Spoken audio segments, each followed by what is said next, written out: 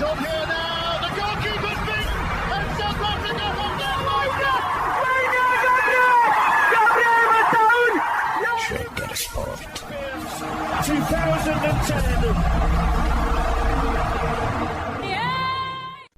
ሰላም ጤና ይስጥልን እንደምናላችሁ የተከበራችሁና የተወደዳችሁ የሸገር ስፖርት ዊዝ አበበ ግደይ የዩቲዩብ ቻናል ቤተሰቦቻችን በያላችሁበት እጅግ አስደሳች ጊዜን እያሳለፋችሁ እንደሆነ ተስፋ እናደርጋለን። መልካሙን ሁሉም ለናንተ እንመኛለን። ታዲያ ይህንን ሸገር ስፖርት ዊዝ አበበ ግደይ የሚለውን የዩቲዩብ ቻናላችንን ሰብስክራይብ አድርጉት፣ የደውል ምልክቱን ተጫኑትና አዳዲስ ፕሮግራሞችን ስንለቅ መልእክት ይድረሳችሁ። ላይክ በማድረግ እንዲሁም ደግሞ ሊንኩን ለሌሎች በማጋራት በተከታዮች ቁጥር እንድንበዛ የምንሰራቸው ፕሮግራሞችም ብዙ ሰዎች ጋር እንዲደርስ የምታደርጉትን ጥረት አጠናክራችሁ ቀጥሉ እንላለን። እስካሁን ላደረጋችሁልን ድጋፍ፣ እገዛ እና እኛን ለማንቃት ለሄዳችሁት ርቀት በሙሉ ምስጋናችን ትልቅ ነው። በጣም እጅግ በጣም አድርገን እናመሰግናለን። ትላንት ማንቸስተር ዩናይትድ ከሊቨርፑል ያደረጉት ጨዋታ ያው በእንግሊዝ እግር ኳስ ሁለቱ ክለቦች የሚገናኙበት ጨዋታ ሁልጊዜም በጣም በታላቅ ጉጉት የሚጠበቅ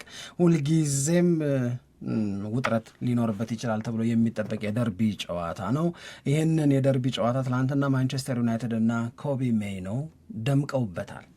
የእውነት ለመናገር የማይክል ካሪክም አሁን ጠዋት ላይ ጭምር ሌሊትም ጭምር ይወጡ በነበሩ መረጃዎች ላይ ተመስርተን ሀሳቦችን ስናነሳ የማንቸስተር ዩናይትድ የ2026-27 አሰልጣኝ የመሆን ዕድሉ በጣም ሰፍቷል። አሁን እሱ ፖል ፖዚሽንን ይዟል። በቃ ይሄ ዋናው ሰው እየሆነ ነው ያለው። አሁን ሌላ አማራጭ መፈለግ ላይ ማንቸስተር ዩናይትድ ብዙም እየተጋ ብዙም እየለፋ አይደለም። ይልቁንም ካሪክ አለልኝ ወደ ማለት መጥተዋል ነው። ይሄንን ለማለት በጣም ብዙ ምክንያት ሊኖራቸው ይችላል።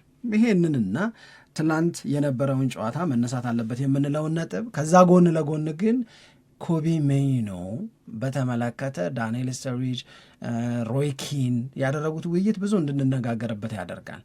ከዚህ በፊት ምናለን ማንቸስተር ዩናይትድ የመሃል ክፍሉን ለማጠናከር ዘንድሮ በጣም ከፍተኛ የሚባል ጥረት ማድረግ መቻል አለበት አለና እነ ኤሊየት አንደርሰን ማንቸስተር ዩናይትድን ሊቀላቀሉ ስለመቻላቸው ስናነሳ ነበር። ከዛ በኋላ ማንቸስተር ሲቲ ይህንን ተጫዋች ለመውሰድ ከማንቸስተር ዩናይትድ ይልቅ የተሻለ እድል አለው ተባለ። ዋጋ ሲባል እስከ 124 ሚሊዮን ፓውንድ ያወጣል የዚህ ልጅ ዝውውር ሲባል ማንቸስተር ዩናይትድም አይ እዛ ድረስ አልሄድም አለ። አንድ የትናንትናውን ጨዋታ ያየ ባለሙያ አንድ ጥያቄ አመጣ። ጥያቄው ምንድን ነው? ኤሊየት አንደርሰን ዝውውሩ በ124 ሚሊዮን ፓውንድ የሚገመት ከሆነ ዛሬ ያያችሁት ባለፉት ጨዋታዎች ከካሪክ ጋራ የማንቸስተር ዩናይትድ የመሃል ክፍል ዋና ሆኖ ያስተዋላችሁት ኮቢ ሜይኖ ስንት ይገመታል? ለኤሊየት አንደርሰን 124 የሚከፈል ከሆነ ለኮቢ ሜይኖ ስንት ቢከፈል ነው ልክ የሚሆነው አለ። ይህንንና ሌሎች ሀሳቦች አድማጮቻችን እየሰጡ እኛም ደግሞ ማንሳት ያሉብንን ነጥቦች ወደ ማንሳት እንድንሄድ ብዬ ነው የውይይት ነጥቦቹን ጣል ያደረኩት። አይ ጥሩ ነው። ደግሞ በትክክልም መነሳት ያለባቸው ናቸው። ጨዋታው ላይ እንዴት ዶሚኔት እንዳደረገ ኮቢ ሜይኖ ጨዋታውን የተመለከቱ ሰዎች በደንብ አስተውለውታል፣ ይረዱታል ብዬ ነው ማስበው። በተለይ የማሸነፊያዋን ጎል ማንቸስተር ዩናይትድ ሶስተኛውን ጎል ሲያስቆጥር ያስቆጠረው ኮቢ ሜይኖ ነው። እንዴት ባለ ፍጥነት እና እንዴት ባለ በቃ የመጨረስ አቅም ወደ ጎልነት እንደቀየረ ያየነው ነገር ነው። ግን ከዛም በፊት እውነት ለመናገር ስለ ኮቢ ሜይኖ በጣም ብዙ ነገሮች እየተነሱ ነበር። በቼልሲ ጨዋታ ላይ ያሳየው ፐርፎርማንስ በጣም ሲደነቅ ነበር። ከቼልሲ ጋር ነው ከብሬንትፎርድ ብቻ ከሁለቱ የብሬንትፎርድ ነው። በጣም የተለየ ነበር። በጣም አሪፍ ነበረ። ከዛም በፊት ሂደቱን የጠበቀ ነው። ልክ አሞሪም በቃ እንደተሰናበተ ኮቢ ሜይኖ ከመጣ በኋላ በቃ ሂደቱን በጠበቀ መንገድ የመደብዘዝ ነገር የለውም። በደንብ አውትሻይን እያደረገ ከጨዋታ ጨዋታ የበለጠ አቅሙናው እያሳየ የመጣበት ነው። ለዚህ ደግሞ ያው ማይክል ካሪክ በጣም ብዙ አድናቆት ተሰጥቶታል። ይህንን በቃ አቅሙን በደንብ ተመልክቶ አቅሙንም ደግሞ እንዲያወጣ ተደጋጋሚ እድሎችን ስለፈጠረለት ነው። ለራሱም ኮቢ ማይኖ ምን አይነት ተጫዋች እንደሆነ አሳይቷል። ለማንቸስተር ዩናይትድም ደግሞ ምን ማድረግ እንደሚችል እንዴት ጠቃሚ ተጫዋች እንደሆነ ያሳየባቸው ናቸው እነዚህ ማይክል ካሪክ ከመጣ በኋላ የተሰለፈባቸው 13 ጨዋታዎች ማለት ነው።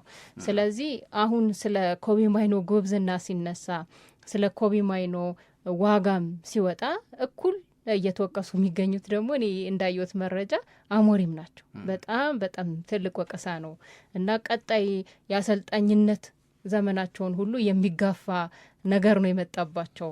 እንዴት ከዚህ በኋላ ለሚቀጥሯቸውም ሰዎች እምነት እንዳይጥሉባቸው ያደረገ ነገር ነው የሚል አስተያየት ሁሉ ነበር። መውሰድ በጣም አስቸጋሪ ሊሆን ይችላል። በጣም በጣም እና በዛ አይነት ሲታይ ነበረ። ግን ትላንትና ያው የኮቢ ማይኖ ሁኔታ ጎልቶ ስለወጣ ተናገር ነው እንጂ በተለየ መንገድ ሌሎቹም የዩናይትድ ተጫዋቾች የነበራቸው ፍላጎት፣ የጨዋታ እንቅስቃሴው በተለይ ፈርስት ሃፍ ላይ ማቲያስ ኩኛንም ብናነሳ በጣም ጥሩ ነው። ግን ትልቁ ነጥብን መነሳት አለበት ብዬ የማስበው ጨዋታው ላይ ከዛ ከ2-0 2-2 ከሆኑ በኋላ ካለምንም እጅ መስጠት ያንን ውጤት ማስጠበቅ መፈለግ ሳይሆን ድጋሚ የማሸነፍ ፍላጎት ማሳየትና እስከ መጨረሻው ድረስ ደግሞ የታገሉበት መንገድ በጣም አሪፍ። አራተኛ ጎል ሁሉ ለማስቆጠር ፍላጎት ነበራቸው ማንቸስተር ዩናይትድ። ይሄ የይበቃናል ምናምን ዲዮጎ ዳሎ የይበቃና በጣም በቃ ጎል እኮ ነው የነበረው ድል በጣም አሪፍ ነው። ልክ ነው። የኮቢ ሜኖን ጉዳይ ግን ስለሆነ አሁን በተለየ ሁኔታ እያነሳን ያለ ነው አሞሪምን በተመለከተ የሚሰማንን ስሜት እንደዚሁም ደግሞ የካሪክ ከኮቢ ሜኖ ማንቸስተር ዩናይትድ እንዲህ ያለውን አገልግሎት እንዲያገኝ የማድረግ ብቃት የማድረግ ጉብዝና በዚህ ውስጥ ደግሞ ኮቢ ሜኖ ያለውን እድለኝነት ነው እኔ ደግሞ ማንሳት የምፈልገው። የመጀመሪያው በአሞሪም ስር 11 ጨዋታ ነው የተጫወተው። ያው ስታርተር ሆኖ የመጀመሪያ ተሰላፊ ሆኖ ምናምን አንድ ጨዋታ ነው። እሷም ጨዋታ የካራባኦ ካፕ ጨዋታ ናት ከግሪምስቢ ታውን ጋራ በመለያ ምት የተሸነፉበት ጊዜ ለተጫዋቾች ረፍት መስጠት ምናምን ሲፈለግ ነው ግባ የተባለው። ብዙም የማታምኝባቸውን ተጫዋቾች በዋና ጉዳዬ አልፈልጋቸውም የምትያቸውን ተጫዋቾች የምታስገቢበት ጨዋታ ላይ ነው ያስገባው። ያ ነው በአሞሪም ስር ኮቢ ሜኖ የነበረው ብቸኛው የመጀመሪያ ተሰላፊ የሆነበት እድል ማለት ነው። አጠቃላይ ጨዋታ ብዛት 11 ነው። ጀማሪ የሆነበት የፕሪሚየር ሊግ ጨዋታ ምንም የለም፣ በካራባኦ ካፕ ነው። ስለዚህ ይሄ አንድ የሚነሳን በ11 ጨዋታ ሲባል ደግሞ 11 ሲባዛ በ90 እንዳታደርጉት። በእነዚህ ተጫወተባቸው በተባሉት 11 ጨዋታዎች ውስጥ ኮቢ ሜኖ የነበረው የሜዳ ላይ ቆይታ 212 ደቂቃ ነው። 212 ደቂቃ ማለት ሙሉ ጨዋታ ቢሆን ኖሮ ያጫወተው ከሁለት ጨዋታ ተኩልና አካባቢ ብቻ የሚሆን ነው። 11 ሲባል ብዙ እንዳይመስልና ግን እኮ ድል ሰጥቶታል ምናምን እንዳንባል እቺ 5 ደቂቃም 7 ደቂቃም ያጫወተው እየተደመረ እሱም እንደ አንድ እየተቆጠረ ነው 11 የሚባለው። አሁን ትላንት ዮሮ ሲገባ በቃ ዮሮ ተሰልፏል ነው የሚባለው። አንድ ይባላል ግን 1 ደቂቃ ምናምን በቃ እንደገባ ኳስም እኮ የነካ አይመስልም። ስለዚህ በቃ በዛው አይነት መንገድ ያለውን ነው እየተቆጠረ 11 የተባለው እንጂ በደቂቃ ብትወስዱት ግን 212 ደቂቃ ነው። ካሪክ በመጣ ጊዜ ካሪክና ማንቸስተር ዩናይትድ 14 የፕሪሚየር ሊግ ጨዋታዎችን ተጫወቱ። ካሪክ ጊዜ አሰልጣኝ ተብሎ ማለት ነው። በእነዚህ 14 ጨዋታዎች ውስጥ አንድ ጨዋታ ብቻ ነው ያለፈው። ከማን ጋራ? ከሊድስ ዩናይትድ ጋራ። በምን ምክንያት? በጉዳት ምክንያት። ሳይታመንበት ቀርቶ አይደል፣ በጉዳት ምክንያት ነው የቀረው። ያኔ እሱ በጉዳት ምክንያት ወደ ሜዳ ባልገባበት የዩናይትድ እና የሊድስ ጨዋታ ምን ተፈጠረ፣ ምን ሆነ ብንል ማንቸስተር ዩናይትድ አቅቶ ታየን። አየሽ፣ መኖሩ ብቻ ሳይሆን አለመኖሩም የሚያጎድል ተጫዋች ሆነ ማለት ነው። አንድ ጨዋታ ባይኖር ምናልባት በካሪክ ስር ማንቸስተር ዩናይትድ ካልተወደደባቸው እንቅስቃሴዎቹ መካከል አንደኛው ከሊድስ ጋር የተደረገው ጨዋታ ነው። እዛ ጨዋታ ላይ ደግሞ ኮቢ ሜኖ የለም። እዛ ጨዋታ ላይ ደግሞ ማንቸስተር ዩናይትድ ብዙም አልረባም፣ ብዙም ደስ አላለም። ስለዚህ ኮቢ ሜኖ ማለት ሲኖር ማንቸስተር ዩናይትድን የሚያደምቅ፣ ሲኖር ማንቸስተር ዩናይትድን ለድል የሚያበቃ፣ ሲኖር የማንቸስተር ዩናይትድ የመሃል ክፍል ሞገስ የሚያገኝለት ተጫዋች ነው።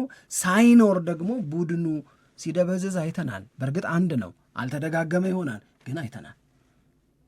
ከዛ ውጭ 13ቱ ጨዋታዎች ግን የመጀመሪያ ተሰላፊ ነው። 13 ጨዋታን የተጫወተው ካሪክ 13ቱም ላይ ኮቢ ሜኖ የመጀመሪያ ተሰላፊ ነው። አንድ ጨዋታ ቀረው፣ እሱም በጉዳት ምክንያት ያልገባበት ነው። ያኔ ባይገባም ደግሞ ምን እንደተፈጠረ እናስታውሳለን ነው።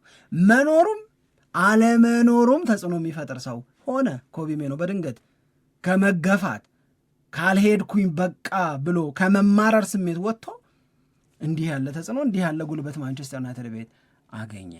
እነዚህ 13 ጨዋታዎች ላይ ማንቸስተር ዩናይትድን ለ1155 ደቂቃዎች አገልግሏል። ይሄ ክሊርሊን ቦልድሊ መቀመጥ መቻል ስላለበት ነው አስቀድመን ይህንን የምናነሳው። ካሪክ የሰጠው ዕድል እንዴት ያለ ነው፣ አሞሪም የነፈገው ዕድል እንዴት ባለ መንገድ ይገለጻል የሚለው ነገር በዚህ መንገድ መቀመጥ አለበት ነው። ለምንድን ነው የካሪክ እና የኮቢ ሜይኖ መገናኘት ምናልባት ትንሽ ስለመማረሩ እና ተማሮ ሊወስድ ስለነበረው እርምጃ እናስቀድም ካልን በቃ አየው አንድ ነገር አንርሳ። 2024 ላይ በነበረው የአውሮፓ ዋንጫ ለእንግሊዝ ብሔራዊ ቡድን እኮ ዋና ከነበሩ ተጫዋቾች እኮ አንዱ ኮቢ ሜኖን 2024 የአውሮፓ ዋንጫ ላይ ጥሩ አገልግሎት የሰጠ እስከ ፍጻሜ እንግሊዝ እስክትደርስ ድረስ ያገለገለ በፍጻሜውም ሚና የነበረው ተጫዋች በ2026 የዓለም ዋንጫ የማይመረጡት ውስጥ ገባ። ለምን? አሰልጣኙ ዕድል ስላልሰጠ። ቀዝቅዞ አይደለም፣ በርዶለት አይደለም፣ ጎብዝናው ከስሞም አይደለም፣ ዕድል ተነፍጎት ብቻ ነው። ከዛ ቢያይ አይሰጠውም ዕድል። በውሰትም ቢሆን ልውጣ አለ። ለምን? በዚህ ዕድሜ ሊታጣ የማይገባው በ2026 እንግሊዝ የምትወከልበት ለድል የምትጠበቅበት የተሻለ ውጤት ስለማምጣት የሚታቀድበት ከቶማስ ቱኸል ጋር ሆነው የዓለም ዋንጫል አሜሪካ፣ ሜክሲኮ፣ ካናዳ የሚያዘጋጁት ይሄ እንዲያልፈው አይፈልግም። ኧረ በውሰትም ቢሆን አለ አንዴ ሳይሆን 2-3 ጊዜ ጠየቀ። ይህንን አለመረዳት አይቻልም። እንኳን እሱ ወንድሙም እንሂድ ብሏል። መሄድን ተመኝቷል።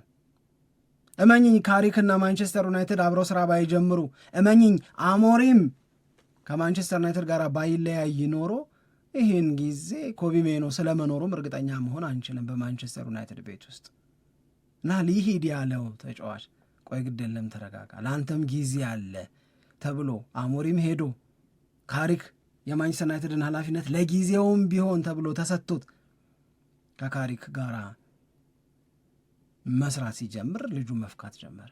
ኦልሞስት እሱን የምንወቅስበት ይሄ ዝም ብሎ ነው አሞሪም እንኳን ማስቀመጠው ምናምን የምንልበት አንድ ምሳሌ የለንም እኮ። ቅድም እንዳልኩሽ ነው ለእኔ የሚሰማኝ በኖረባቸው ጨዋታዎች ማንቸስተር ዩናይትድ መሀል ክፍሉ እንዲያምር ጠንካራ ሆኖ እንዲታይ፣ ከዛ በፊት በመሀል ሜዳ ጉብዝናቸው የምንቀናባቸውን ቡድኖች ጭምር ማንቸስተር ዩናይትድ በመሀል ክፍል እንቅስቃሴ ሲበልጣቸው ድል ሲወስድባቸው ምናምን አየን። ኮቢ ሜኖ እዚህ ውስጥ ክሬዲት ይወስዳል። አለመኖር ውስጥ ደግሞ በሊድስ ዩናይትድ የተወሰደበትን ብልጫና የተወሰደበትን ሙሉ ነጥብ እናስታውሳለን። ከካሪክ ጋር መስራትን ዳንኤል ስተሪጅ በጣም አሪፍ አድርጎ ገለጸው። ኮቢ ሜኖን እድለኛ ነው ብሎ ምንድን ነው እድለኛ ያስባለው ወይም ለምን እድለኛ ነህ አለው? አንድ ካሪክ በኮቢ ሜኖ ላይ ያለው መመካት ይታወቃል። የማንቸስተር ዩናይትድ አሰልጣኝ የመሆን ኃላፊነትን ከመውሰዱም በፊት ከሪዮ ፈርዲናንድ ጋር በነበረው ኢንተርቪው ስለዚህ ልጅ አውርቶ አይጠግብም፣ ሂዱና ይሁት። ከጓስ ጨዋታዎች ጋር በተያዘ በሚሰጠው ሐሳብና አስተያየት ስለዚህ ልጅ አውርቶ አይጠግብም።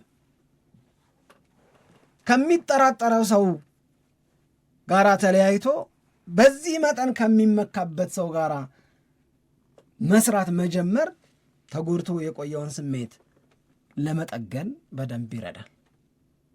ወደ መነሳሳት በፍጥነት ያመጣል። አንዱ አድቫንቴጅ እሱ ነው። ሁለተኛው ካሪክ ምን አይነት ሰው ነው? አሁን አሰልጣኝ ነው። በየዕለቱ ልታገኙ ነው ልምምድ ስትሰሪ፣ በየዕለቱ ልታገኙ ነው ለምክክር። ካሪክ እኮ በእንግሊዝ ፕሪሚየር ሊግ የሚገርም አቅም ካላቸው ሚድፊልደሮች መካከል አንዱ ነው። ሚድፊልደር ሆነሽ በሚድፊልድ ቦታ ላይ ደረጃ መዳቢ ሊባሉ ከሚችሉ ተጫዋቾች መካከል አንዱ አሰልጣኝሽ ሆኖ አብሮሽ ሲሰራ፣ አብሮሽ መስራት ከመጀመሩ በፊት በአንቺ ላይ ስላለው መመካት ያን ያህል የሚያወራ ከሆነ እድል አይደል? እንደ ታዲያ ምንድን ነው ምን ትይዋለሽ?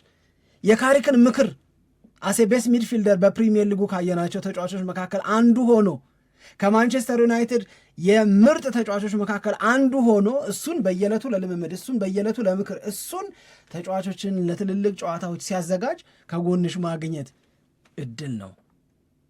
ከማን ተለያይተሽ? ከዛ ሰውዬ እኔም ተቀይሜዋለሁ፣ በእውነት ተቀይሜዋለሁ። ስሙንም ለመጥራት እና በቃ ከሱ ተለያይቶ እዚህ ሰው እጅ ላይ መውደቅ ይበልጥ በሚያምንብሽ እድል በሚሰጥሽ ብትሳሳቺም ምልሽ አቅምሽ ምን እንደ መጨመር እንዳለበት ምን እንደጎደለሽ የጎደለሽን እንዴት እንደምትሞዩ ሊያሳይሽ ከሚችል ሮል ሞዴልሽ ጋር በየዕለቱ መገናኘትን የመሰለ እድል የለ። ይህንን በደንብ ተጠቅሞበታል። ይህንን ዳንኤል ስትሪጅ ይናገራል። ሌላ የወደድኩት ፐርስፔክቲቭ ግን የሮይ ኪን አሞሪም እንኳን ገፋው አላይገርም። አንዳንዴ ከሚደግፉን ሰዎች በላይ ቼኔ ናት የሱ አይደል። አንዳንዴ ከሚደግፉን ሰዎች በላይ የገፉን ሰዎች ብዙ ያስተምሩናል ብዬ ነው የማምነው እኔ። ሮይ ኪንም የሚናገረው ይሄንን ነው። የሚገፉሽ ሰዎች የሚጥሉሽ ብቻ ነው የሚመስላቸው። የሚገፉሽ ሰዎች ግፊው እንዳይጥልሽ የመገዳደር አቅም ለማጎልበት እንድትገደጅ እንደሚያደርግሽና መግፋት ሲጀምሩ ከነበረሽ አቅም በላይ ግፊያው ሲጠነክርብሽ ይበልጥ እንደምትጠነክሪ ይረሱታል። ሐሳባቸው መጣል ብቻ ስለሆነ መግፋታቸው ላይ ብቻ ነው የሚያተኩሩት። እነሱ ላለመውደቅ ይተጋ ይሆን አይሉ፣ ይሰውርባቸዋል። ይሄንን ላለመውደቅ ይፍጨረጨር ይሆን፣ ላለመውደቅ በሚፍጨረጨርበት ጊዜ ይበልጥ ገዝፎ ይነሳ ይሆን ብለው ቢጠይቁ ኖሮ አይ ቲንክ የሐሳብ ለውጥ ያደርጉ ነበር። እና ሮይ ኪን ምን ይላል? ከዚህ ነገር መማር አለበት። ይሄ ልጅ ነዋል። በእግር ኳስ ሕይወት ውስጥ ገና በጣም ብዙ ውጣ ውረድ፣ ገና በጣም ብዙ ምቾት፣ ገና በጣም ብዙ አለመመቸት ሊገጥመው ይችላል። ስለዚህ ከእንደነዚህ ያሉ አለመመቸቶችም ጭምር መማር ስላለበት እንደ አንድ መልካም ነገር ነው መውሰድ ያለበት። የሚገፉህ ሰዎች እንዳይጥሉህ ማድረግ የምትችለው ከመግፋት አቅማቸው በላይ የመቋቋም አቅምህን ስታደርገው ነው። ምንም ጥያቄ የለውም። ሶ ላይፍ ሌሰን ነው ለሱ። ካሪክ ሊሄድ ይችላል፣ የሆነ ሰውዬ ሊመጣ ይችላል። የሆነ ሰውዬ ሲመጣ ከካሪክ ቀጥሎ ይሄንን ልጅ እንደገና እንዲህ ሊያደርገው ይችላል። ይሄ ሌሰን ግን አጽንቶ ያቆመዋል ነው የሚለው ሮይ ኪን። አይ ቲንክ ቆንጆ ፐርስፔክቲቭ ነው ካስተዋል ነው የእውነት ለመናገር እና ይሄ ልጅ እንዲህ አምሮበት እንደማየት ግን ምንም ደስ የሚል ነገር የለም። ለእኔ ሁሉም ነገር ተአምር ያህል ነው የእውነት ለመናገር የእንግሊዝ ፕሪሚየር ሊግ 17 ጨዋታ ሲቀረው ተስፋ በተቆረጠበት ጊዜ ዘንድሮም ተብሎ መነገር በጀመረበት ጊዜ አዲዳስ ለማንቸስተር ዩናይትድ በአመት ከሚከፍለው ክፍያ ይህን ያህል ሊቆርጥ ነው ተባለ። ዘንድሮ ቻምፒዮንስ ሊግ አይገባም ማንቸስተር ዩናይትድ ተብሎ እኮ ሲሰላ በውላቸው መሰረት ምናምን እየተባለ ተወራ። ካሪክ ቃን ነው ሳምሪ ካሪክ አስተካከለው ደግሞ ይመስል ነበረ። አሞሪም ሃይላይት ነው እንጂ በጣም ነበር እንጂ የሚመስለው ወደ ቻምፒዮንስ ሊግ የመመለስ እድሉ በጣም እየሳሳ እንደነበረ በደንብ የተመለከትንበት ነው። እውነት እንነጋገር ከተባለማ የእርሶም ሱፐር ኮምፒውተር 14ተኛ ነው ብሎታል ማንቸስተር ዩናይትድ ብሎታል። ምንም ብሎታል። ያኔም አይሆንም ማንኛ ሰሚ የለም ብሏል እኮ የኦፕታ ሱፐር ኮምፒውተር 14ተኛ እንደዛ ነው የሚታየው ነገር ሜዳ ላይ የሚታየው ነገር ልክ ነው። በዛ ላይ የሆኑ ጨዋታዎች ላይ የአውትሻይን ያረጋል ማንቸስተር ዩናይትድ እንጂ በቃ ወጥ በሆነ መንገድ እንደዚህ አሁን ከ14 ጨዋታ 10 ማሸነፍ 2 አቻ መውጣት የሚል ነገር አልነበረውም በማንቸስተር ዩናይትድ። ብዙ ሽንፈት ነው እንደውም ብዙ ታሪክ የተበላሸበትም ነው እኮ ያለፈው የውድድር ዓመትና ይሄኛው የውድድር ዓመት አሞሪም እስካለ ድረስ ማለት ነው። በሜዳውም ከሜዳውም ውጭ የሚሸነፋቸው የጨዋታዎች ብዛት እንደዚህ በተለይ በግሪምስቢ ታውን ከተሸነፈ በኋላ የሚሰሙ የነበሩት መረጃዎች የሚወጡት ሪፖርቶች በሙሉ የሚያስጨንቁ ነበሩ። ብዙ ነገር የተበላሸበት ነው። ግን እንዳልከው በቃ ድራማቲክ የሆነ ለውጥ ለውጥ ነው ብሎ ለመናገር ግን የሚያስችል ይመስለኛል። 17 ጨዋታ ሲቀር ነው የመጣው ካሪክ። በእነዚህ ጨዋታዎች ውስጥ ማንቸስተር ዩናይትድን 3 ጨዋታ እየቀረው ለቻምፒዮንስ ሊግ ማለፍ ያረጋግጣል አችልም። አንደኛ አችልም፣ ሁለተኛ ባያረጋግጥ እንኳን ወይ ባያልፍ እንኳን የማንቸስተር ዩናይትድ የሜዳ ላይ እንቅስቃሴ አሁን እንደሚታየው ተለውጦ ቢሆን ኖሮ ብዙ ፕሮሚሲንግ የሆኑ ነገሮች ስላሉት ለካሪክም ለማንቸስተር ዩናይትድም አሪፍ ነው።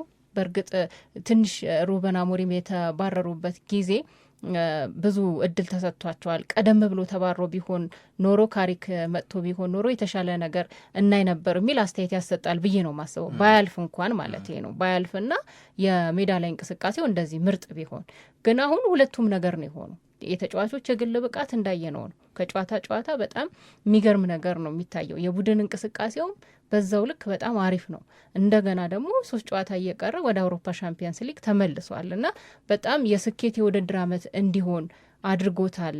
አሁን የማይክል ካሪክ በ17 ጨዋታ ደግሞ ወይም ገና 14 ጨዋታ በ14 ጨዋታ መሆኑ ደግሞ ይሄ 17 ነው፣ ግን 14ቱን ተጠቅሞ የማንቸስተር ዩናይትድ የውድድር ዓመት ግን አሳካ ከቅዱ በላይ ፈጽሟል ካሪክ።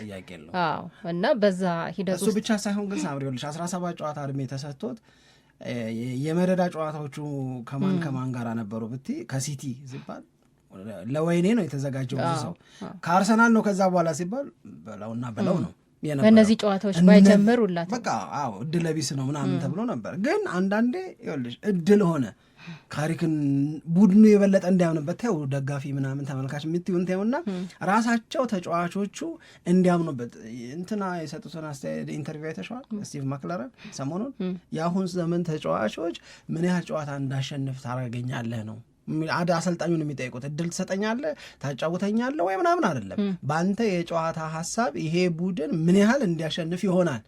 የድል ጉዳይ ነው የሚጠይቁሽ። ካላሸነፍሽ የማይረባ ነው የምትባየው። ስለዚህ ከሚረቡት ውስጥ ለመሆን የድል ጋራንቲ የሚጠይቁበት ዘመን ላይ ተመጥቷል። ስለዚህ ሲቲን እና አርሰናልን ሲያሸንፉ የማንቸስተር ዩናይትድ መልበሻ ቤት በመቻል ስሜት አይሞላም እንዴ? ይሞላል እኮ፣ ምንም እኮ ጥያቄ የለውም። ስለዚህ እኔ እንጃ እኔ ካሪክ ይህንን እድል በሚገባ በደንብ አድርጎ ነው የተጠቀመበት ብዬ ነው የማስበው። ካሪክ ማንቸስተር ዩናይትድን ከተረከበበት ጊዜ አንስቶ ትናንትም ለመግለጽ እንደተሞከረው 14 ጨዋታ ነው የተጫወቱት። ከ14 ጨዋታ 32 ነጥብ ነው የሰበሰበው። ከ14 ጨዋታ በእነዚህ ጊዜያቶች ውስጥ 32 ነጥብ የሰበሰበ ሌላ ማንም የለም። ከማንቸስተር ዩናይትድ ቀጥሎ ናቸው አርሰናል እና ማንቸስተር ሲቲ 27 ነጥብ ነው የሰበሰቡት። ስለዚህ የሊጉ መሪ ነው ማለት ይሄ በቀላል ነገር አይደለም ለማንቸስተር ዩናይትድ። አሁን ይኸውልሽ ሁሌም ፎከሳችን ቻምፒዮንስ ሊግ ገባ የሚል ብቻ ስለሚሆን ሁሌም ፎከሳችን ከ14 ጨዋታ 10ን አሸነፈ እና 2 አቻ ወጣ ስለዚህ 32 ነጥብ ሰበሰበ የሚል ስለሆነ ነው እንጂ ማንቸስተር ዩናይትድ ውበቱም ተመልሷል። ማንቸስተር ዩናይትድ ግርማ ሞገሱም ተመልሷል። የማንቸስተር ዩናይትድ ተጫዋቾች ላይ ይሰነዘር የነበረው ትችት ቆሟል፣ በአድናቆት ተተክቷል። ይልቁንም ኦናና ብለን የምንናገረው ነገር የለም፣ አልታይ ብለን የምንወቅሰው ነገር የለም፣ ወይም በጥቅሉ የማንቸስተር ዩናይትድ በረኞች ብለን የምንናገረው ነገር የለም። ስለ ማንቸስተር ዩናይትድ ተከላካዮች ምንድን ነበር የምናወራ የነበረው? ስለ ማንቸስተር ዩናይትድ አማካዮች ምንድን ነበር የምንናገር የነበረው? ስለ ማንቸስተር ዩናይትድ ተጫዋቾች ኢማጂን የማንቸስተር ዩናይትድ ተጫዋቾች ብለን እነዚህ ተጫዋቾች በስኬት የሚያደርጉት የኳስ ቅብብል ከ4 እና ከ5 አልዘል ብሎን እኮ እኛ ራሳችን ተጨንቀን ነበር እኮ። የተጨነቅነው ለምንድን ምን ብለሽ ትገልጨዋለሽ? ይሄንን የዩናይትድ ተጫዋች ሆኖ ሲምፕል ፓሲንግ እንዴት ይጠፋችኋል እኮ ስንል የነበረው። ሲምፕል በቃ ዝም ብለሽ ኳሱን ሆልድ አድርገሽ መቆየት አለመቻል። ይሄ በእያንዳንዱ ጨዋታ ላይ የሚሰሩ መንታ የሚመስሉ ስህተቶችን እርሺው፣ ብዙ ናቸዋ እንዴ። ኦናና ተሳስቶ ለስህተቱ እንዲቀጣ ተብሎ እሱን ሲያሳርፉ አልታይ መጥቶ የእሱ አይነት ስህተት የሚሰራበት ቤት እኮ ነበር ማንቸስተር ዩናይትድ እንዴ። የፓሲንግ ፐርፌክሽን እንዴት በዛ መጠን እንዴት መላቅጦ የጠፋ ቡድን አይደል የነበረው። ሐሳባቸው ሁሉም አይገባን። እኔ ሶሪ ግን አሞሪም ሜዳ ላይ ከሚሳሳተው በላይ ይሄ ወጥቶ የሚያወራው ወሬ በጣም በጣም በጣም በጣም በጣም በጣም የሚያበሽቅ ነበረ። አሁን ላይ በተለይ ተረጋግተሽ ስታስቢ መለስ ብለሽ ስታየው ያስጠሉኛል እኮ ብሏል ለካ እንጂ አሁን መልሼ ሳስበው እኮ ነው ብሏል። ያስጠሉኛል፣ ላያቸው ሁሉ ያስጠሉኛል አለ። እንደዚህ አሰልጣኝ እንዲህ ሲናገር ሰምተን አናውቅም። እኔ ሰምቼ አላውቅም። እንዴት ብለሽ ነው ከዚህ ሰው ጋር ሲያስጠሉኛል። ወዲያው ደግሞ በጣም ወዳቸዋለሁ አለ እዛው ኢንተርቪው ላይ ካስታወስኩ እና ምንድን ነው ሩበን አሞሪም ሊነግር ምንድን ነው የፈለገው? በጣም ደግሞ በጣም የሚገርመኝ ግን በቃ የአንተን አጨዋወት ተጫዋቾቹ ሊለምዱት ወይም በደንብ በቃ ፐርፌክት ሆኖ አገልግሎት ሊሰጡ አልቻሉም። ለምን አትቀይርም ምናምን ሲባል ይንቁኛል። በጣም ማስታውሰው እና በጣም የሚገርመኝ ነገር እኔ ይሄ ነው። በጣም ያ በቃ ፍልስፍና ይሉኛል እና እንደዛ ግን እንደውም በተገላቢጦሹ ነው የሆነው አይደል? ፍሌክሰብል ሆኖ ለጨዋታ የሚመች ነገር ቢያደርግ ኖሮ ተጫዋቾቹ የተሻለ ስሜት ውስጥ ይቆያል ነበር። የካሪክና የአሞሪም ልዩነት ምንድን ነው ሲባሉ የእግር ኳስ ተንታኞች አንዱ ያስቀመጡት ነገር ምን እንደሆነ ታውቂያለሽ? ካሪክ አዳፕት ማድረግ ቻለ፣ አሞሪም አዳፕት ማድረግ አይችልም። አንድ የሚያውቃት ነገር ብቻ ያለችው ሰው ነው የሚመስለው። ሌላ እኮ አያውቅም እኮ አለ። ግን ለአዳፕት ለማድረግ ካለው እውነት ጋር ራሱን ለማዋደድ ጥረት ካላደረገ ከአላዋቂው ሰው ብዙ አይሻልም።